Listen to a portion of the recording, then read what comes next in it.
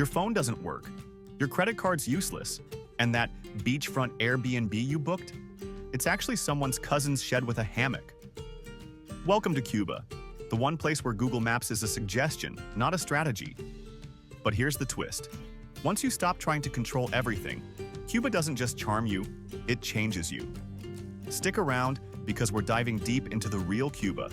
The rum-soaked, rhythm-fueled, rule-bending version no resort brochure dares to mention.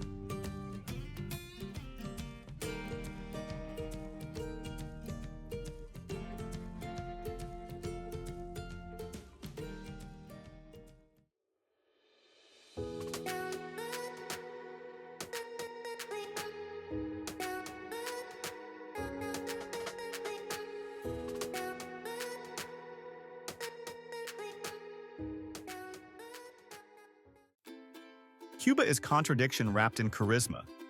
It's where 1950s Chevys roll past Soviet-era billboards. Where you might stumble upon a jazz band in a crumbling courtyard, playing with more soul than Spotify's ever heard. It's poor, but rich in spirit. Broken, but breathtaking. If you came for flawless service and 4-ply toilet paper, you're in the wrong country. But if you're after connection, real human, off-the-grid, soul-level stuff, buckle up. Cuba delivers. Havana is the gateway drug.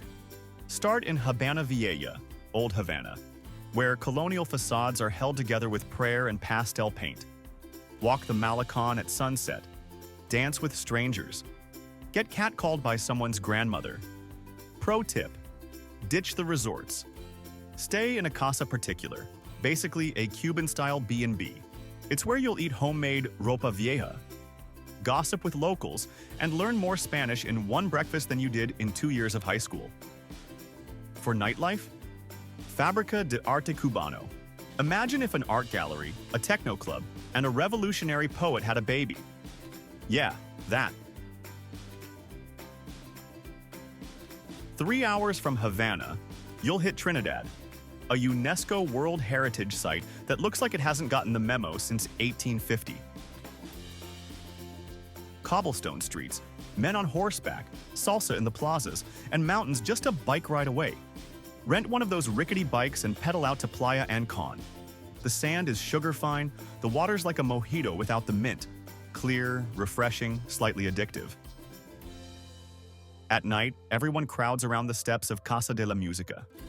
The mojitos flow, the dancing spills into the street, and suddenly it's 2 a.m., and you've forgotten what day it is. Perfect. If Havana is Cuba's head, Santiago is its heartbeat, louder, hotter, and unapologetically alive. This eastern gem is where Afro-Cuban culture pulses through every street corner.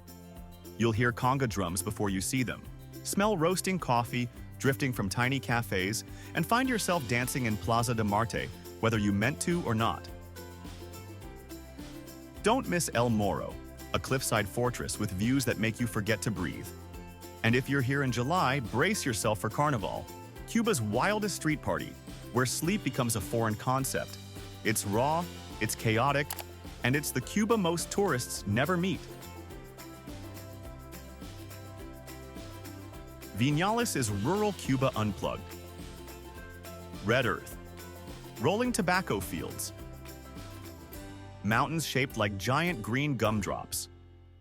Ride a horse, talk to farmers. Watch cigars get hand-rolled with the finesse of a sushi chef.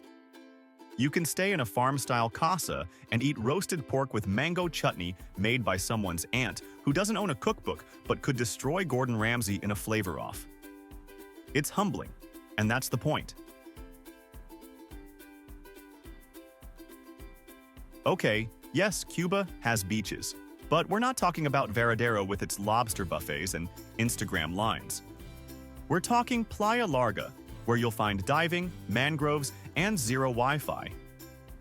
Or Cayo Jutías, with starfish you can actually see, and locals selling grilled lobster from the back of a bicycle. You'll get sunburned. You might get sand in your sandwich. But it will be real, and no one will charge you $18 for a mojito with a flower in it. Let's clear something up. Cuban food isn't bad, it's just under-resourced. Government rations are a thing. Ingredients are limited. And yet, give a Cuban abuela 2 onions, a plantain, and a prayer, and she'll feed you like royalty. Go to Paladares, private home restaurants where the menus change depending on what's actually available. You'll eat things like slow-roasted pork, garlic-slicked yucca, fresh mango, and black beans that deserve their own TED Talk. Avoid hotel buffets like emotional baggage. They're heavy, sad, and weirdly beige. Wi-Fi is a scavenger hunt. You'll buy scratch cards, find a public hotspot, log in, log out, scream, and eventually give up. ATMs? Not reliable. Bring cash, preferably euros, not dollars. Want to leave the country? Don't lose that little white immigration card. They will ask for it. And that dance show that seems authentic? Check if half the audience is wearing cruise ship lanyards. If yes, run. True Cuba happens in between the cracks. In kitchen table conversations. In back alley music sessions. In the moments when plans fall apart and something better shows up. Cubans are hustlers in the best way. Resilient, funny, endlessly creative. They've survived blackouts, food shortages, and more governmental red tape than a bureaucratic spiderweb. And yet, they'll still offer you a coffee, a dance, a story. Don't come to Cuba expecting comfort. Come expecting connection. Because in a world obsessed with speed, Wi-Fi, and curated experiences, Cuba forces you to slow down, look around, and, maybe, feel something real again. You'll leave with stories you can't post, sunsets you had to just witness. Maybe you danced barefoot on broken tiles. Maybe you cried watching a street musician who couldn't afford new strings. Cuba doesn't give you the trip you planned. It gives you the one you needed. And that's what makes it authentic. Not polished, not convenient, but unforgettable. If Cuba's rhythm stole your heart, you'll want to see how Maputo, Mozambique, dances to its own beat. Think Havana vibes, but with African soul and ocean views. Click over to our Maputo guide next, and let's keep this journey going.